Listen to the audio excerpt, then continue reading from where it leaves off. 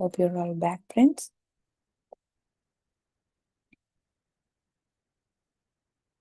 Yeah, now let's go into the wisdom part. We are in chapter 18, various stages of consciousness, symbolism, and multiple focus. This is from the book, The Eternal Validity of the Soul, SETH speaks. So, as we have discussed in the last session, that how we are connected, how symbols guide us. And they are from not only this lifetime, so they are from past lifetimes. So our consciousness creates symbols based on the experiences that we had in the past. So let's continue. And it's about the language, sound, and silence. These are even the sound and the silence. These languages also, it converts into symbols. Like Seth Master says, babies born into a culture learn that culture's language faster because the symbol system was used in the past lives. So, see, like babies, they easily connect.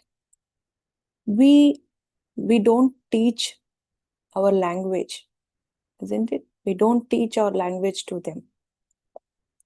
We just speak as if they know. So we communicate with them with the mother tongue. The mother tongue language. So when they start to respond, isn't it? So how? Because they knew. So when these babies, as they select, that means we select the culture where we need to born. We select everything, so it's our choice before birth, isn't it? It's like the plan, the place we select, parents, friends, and the environment where we need to be brought up, where we need to grow, and the schools, colleges, so education system. So what are the arts, everything we choose. So here already that culture that we have chosen, it's we know from the past. So they have that memories, they have that the babies, they have that memories in their consciousness, they're like subconsciousness. So it is like easily they convert sound and they convert sound and the words that we speak, and even the silence, they understand the silence. Not only babies, we can understand the silence as well, isn't it? So here they convert these into symbols, and these are used from the past lives. Even silence is a symbol. Seth Master says silence is a symbol. From silence arises sound, meaning, and communication. So friends, this we can experience when we practice silence, mauna. It's a beautiful practice. So you can choose one day in a week, that's your choice, or monthly once, monthly twice. So mauna, the silence is not, it's about the primary thing is we need to silence our inner talk, inner mind, the inner chatter. So we need to silence that mind. Then comes the secondary part. The second part is to speak. So when we select few words to answer, not like lengthy answers giving. So maintain that silence as much as you can. Then you can experience a lot that I can't express in words, but we have to experiment it. We have to know by our own self. So even the silence is a symbol, and he says like it's a communication. Silence is a communication, and it has a sound. Unspoken thoughts have a symbolic sound that detectable and at inner levels of reality. Unspoken thoughts also have a symbolic sound. See, we have three types of sounds. Here in we can I found this on the web for how 3 types of sounds. Check it out. Oh my, I'm so sorry. It's like voice. Right. So we have like 3 types of like sounds in Lalita Sahasranamam. So it was given like Madhyama, and the sound that comes from the intention, the deep intention, and then comes that's the actual sound that we speak. So the intention that has own thoughts. So intention, when thoughts got added, and when thoughts align with the intention, and again that comes with the verbal, that's the sound that we speak. So then the manifestation, then the creation happens. So the deep level of that intention that doesn't has any thought. So the creation, the whole creation has happened, has been created by with the intention, but not with the thought. That intention has a creation. So intention then comes to the sound into the middle part, that madhyama we call, and next comes to the manifestation, then next comes to the verbal. Okay, so these are the three different sounds, and these symbolic sound detectable at inner levels of reality. We can experience that our inner reality within us, inner self. And next comes a multi-sensory symbolic perception. So he says, like, we perceive many things unconsciously, and trees have a kind of sound that we do not hear physically. Yeah, so like many experiments have been done, so they have certain fixed certain speakers or certain equipment that we can hear the music, hear the sound that is emitting that particular tree.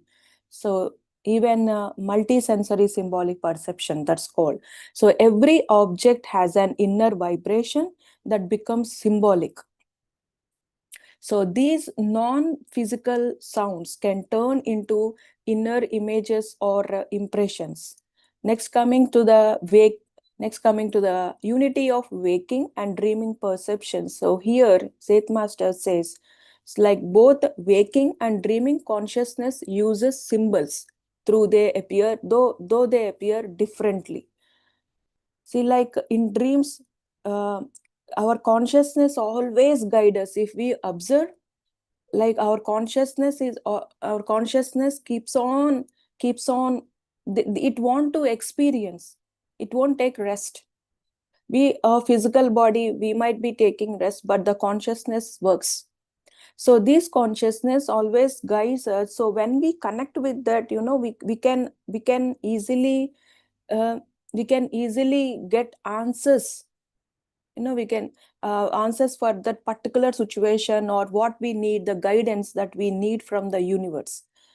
Always the consciousness always tries to put in a symbols, or in the way that we can understand. It might be different, it's unique. Okay, it varies from individual to individual, but always when we understand the symbols, then we can easily get what we need to. And here he says, like in dreams as well, in dreams symbols can represent deeper layers of reality. Now he says about no, when we are in a relaxed, like alpha state, we have different states of different levels of consciousness, or we can say like different stages of consciousness: alpha, theta, beta, gamma. These states he is explaining about here, about alpha state. So alpha state, like it's between a normal, it's like we can experience this alpha state in meditation, during meditation, or just before falling asleep. It's like wakeful state, but we are in a relaxed state. Our mind is completely relaxed. just before falling asleep. That means a deep sleep. When we go into the deeper states, so this is a between state, alpha state. It's a completely relaxed state. So in this relaxed state, like between normal awake and like thinking deeper levels of the mind. So here he says at deeper levels, our senses, like our senses like seeing and hearing, they don't work the same way. Like, it's not like physically we can hear from outside, from outside. So but we can hear, we can see, and we can sense. So they can split, like they can split apart and mix in new ways, creating symbols or images that change shape or meaning. So these symbols, we if it's not like physically we see something, we see objects, but here when we go into the deeper levels, that alpha state, that relaxed state, not the deeper, like a relaxed state, these the all our senses, they get separated, and we can see something, we can hear something, but they don't align. Sometimes we hear but we don't see the figure. But here here he says, like even like these symbols are in every stages, they are different. Like the title itself, we can say like various stages of consciousness and symbols. That means in each and every stage our consciousness uses different symbols. Okay, so these symbols can look like real things, even like objects, but they come from different levels of reality inside us. So like our thoughts also follow certain rules, he says. So they can connect with other levels of mind. So we have different states of mind that can overlap, that are overlap in us. So it's at each and every level the consciousness use different symbols. Okay, so see, like for example, for the different stages of ages, we can say. So at each stage we can understand the same thing at a different level, the same thing. So in the same way, even in our mind, there are different layers that overlap. Sometimes even we will be with one state of consciousness and another level. So it's always consciousness is like flickering. So it fluctuates according to the frequency and everything that is connected here. So different states of mind can overlap. So symbols, one level can appear in another. There is no reality, he says, like there is no reality system that is completely closed. So if we are experiencing at one level, the other system is not completely closed. Okay, so it's like we will be with that, we will be. So like, see, if we are in a museum, if we enter into a museum, we see different rooms. Okay, so when we go to one room, so we will experience we will see certain objects, ancient objects or any photographs that were placed. But we don't completely close our mind. So the previous room memories will be still, we will be having certain memories. Maybe we don't remember everything, but still we experience. And when we go to another room, so the memories we carry certain memories. In the same way, it's our mind, it won't close completely the other consciousness, the other level. So no reality is completely closed. So he says your mind uses symbols differently at different times, and your feelings and images shift as you move through these levels. Though the mind uses symbols to help to understand things. So these symbols can change and should not be taken too literally. So these symbols, though they vary to an individual to an individual, to a person to a person, but here within us, even we experience these symbols at different stages with different meanings. So literally, we should not think whenever we see or whenever we sense something, we should not stick on that. Okay, this image, this symbol in my dream is related. It gives this particular meaning. Okay, so every time the meaning changes according to our understanding, according to that particular situation, or according to that particular consciousness, the reality that we are experiencing within us.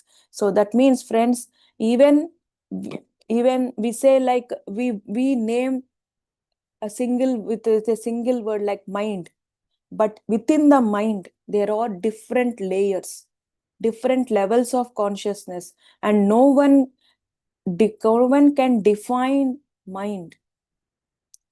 If they are defining, if they are explaining, if I am explaining mind or different layers, or different levels, it's from my own experience.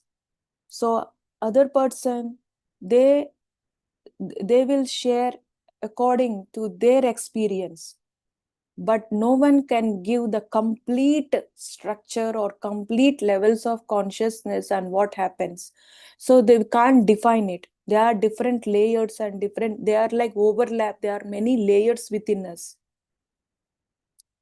So here he says about fear, like, for example, fear can twist these symbols and make them harder to understand. Creativity and energy help the mind grow, help the mind move and grow. But they are unbalanced. So you feel stuck. This I have experienced. So in this journey, I in the middle, so earlier, at some point, I felt like I was stuck at something. As I need to move on. So it's not like something that I need to change.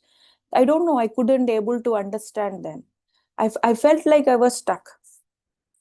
So but as usual, the sessions were going on. I was reading books, meditation is going on, but I don't know what exactly I need to do, or physically, or something to start something, I don't know. So then when I was in meditation, I was guided by the masters that you need to create now. So create something. So then I didn't had the thought of painting.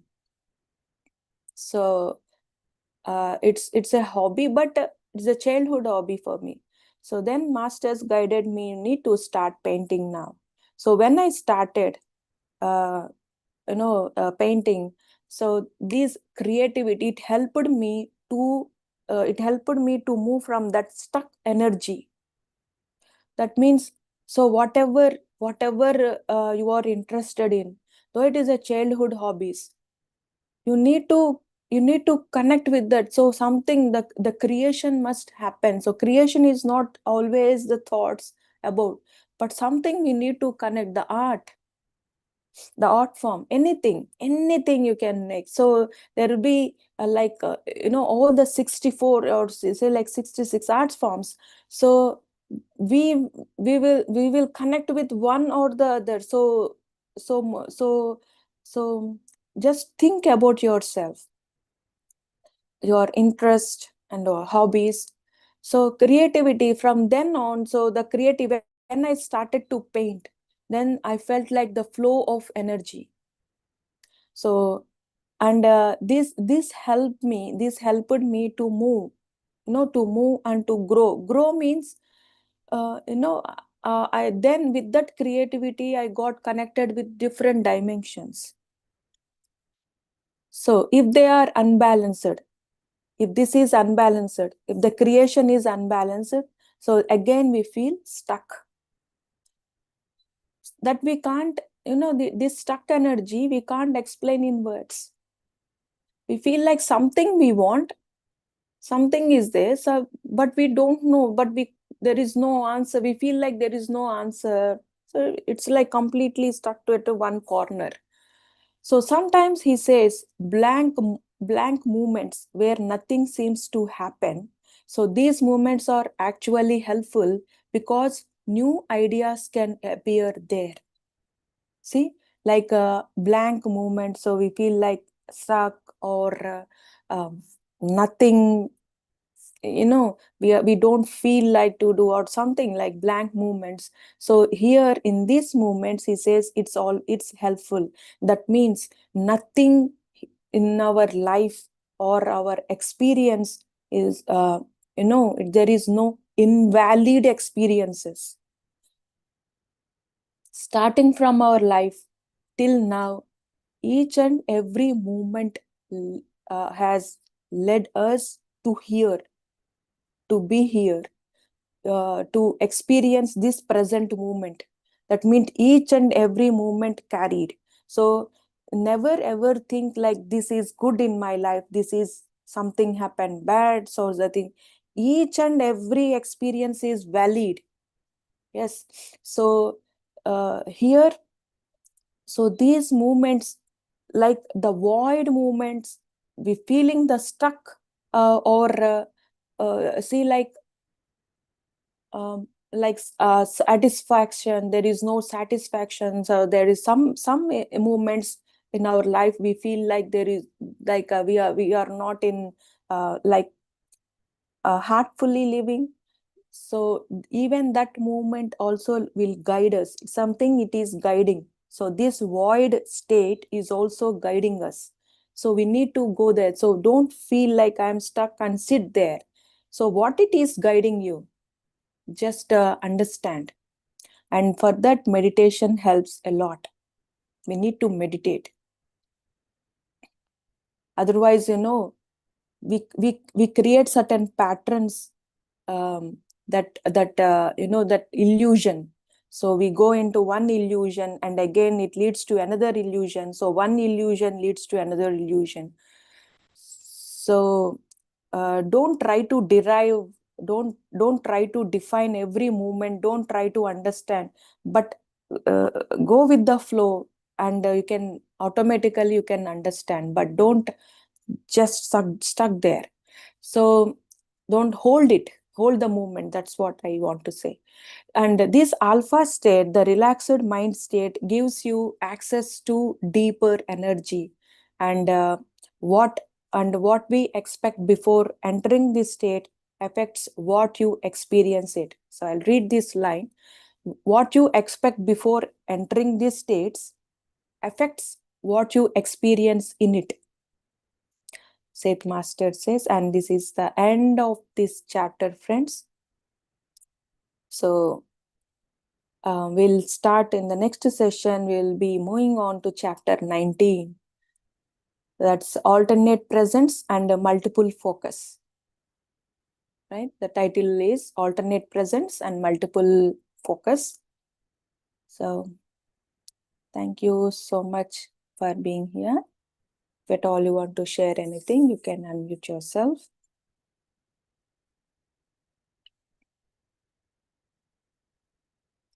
Right. Yes, Rashmiji. Thank you, Shankaji. Yeah, nice wisdom. I just had a query. Like you said, that if the energy is blocked and we do some painting or anything, then the energy unblocks. Is it possible the opposite way also? Like you are creative and suddenly, like for my example, I am a good dancer. I used to dance and stage performance and all that. But since 3 years, with the knee problem and all, I'm not doing it. So the art form is now closed. I cannot do it. So does it, in the opposite way, vice versa, also it affects Mm. that, or that also means energy block, or you know. Um, See, like if something has stopped, that means it is guiding to move to another phase. Mhm. Something like it's like only the dance in your career, maybe something you need to start any new, Mm. like music, if you're Mm. interested. So whatever you're interested in, crafts or anything, Mm. you can move on. So there are like many art forms. Mm, or like, see, not only physically doing, like we can even help others. What we have learned, when we share with others, it Mhm. also it will helpful, it is also helps us. So just Mm. think, don't feel like, okay, that's what I said, don't feel like, okay, this got ended. Something is ending, but that means another something other is the beginning, something Mm. that is going to start. Thank you, Saradaji. Thank you. Thank you, Rashmi. Right. So, friends, so thank you so much then. Thank you all. Let's all meet in the next session. Thank you. Namaste. Have a great time.